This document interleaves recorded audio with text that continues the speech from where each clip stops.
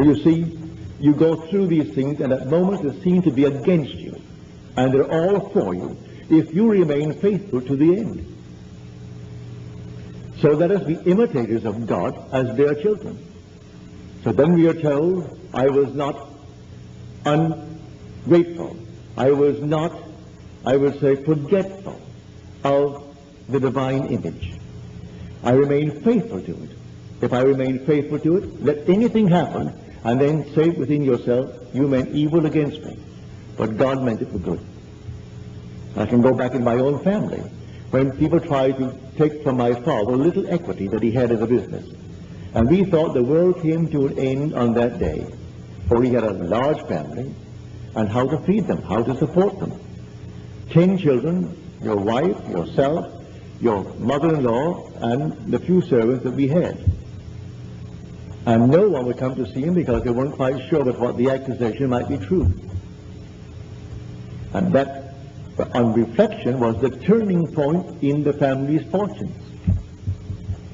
So from being a minor partner, having a very small equity in the business, he turned around without partners and then transcended the wildest dream of the family. And that was the turning point. He kept his vision. He knew he hadn't done a thing that was wrong, and he kept his vision concerning what he wanted in life and what he wanted for the family. So if you have a vision, and by vision I mean a daydream, what would you like to be in this world? Do you know it? Just what would you like to be? How would you like things to be in your world? Well, that's a vision. Well, now remain faithful to it. Tomorrow you may be given a severe blow, and you may interpret that as being set back.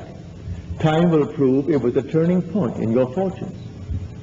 Everything will add up towards the fulfillment of your dream if you remain faithful to that vision. It's all in your own wonderful human imagination. That's God. God actually became as I am, as you are, that you may be as he is. And he takes upon himself all the weaknesses of man. But we say, well, God doesn't suffer. Well, now I ask you a question. If you're in pain, are you in pain? And you will say to me, yes, I am. Well, that's his name. God's name, he has no other name. That's who he is. So you say, I am in pain. I am embarrassed. I am unwanted. That's God's name. He is doing all the suffering because he goes through life with you, as you, until one day he reveals that he's you. It is God and God alone playing all the parts in the world. There's nothing but God. If God did not become as I am, I couldn't breathe. He is my breath.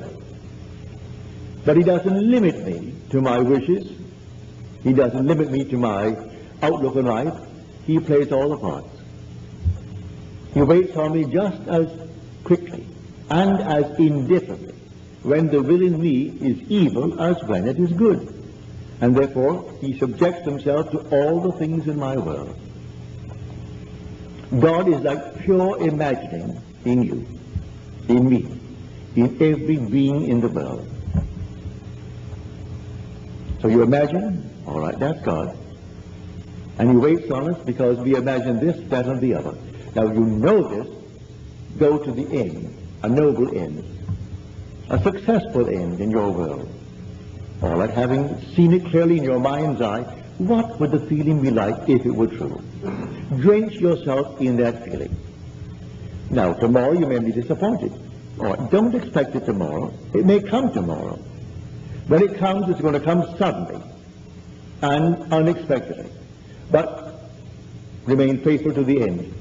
And all the little things that will happen in your world that will seem to deny it, they're adding up to it.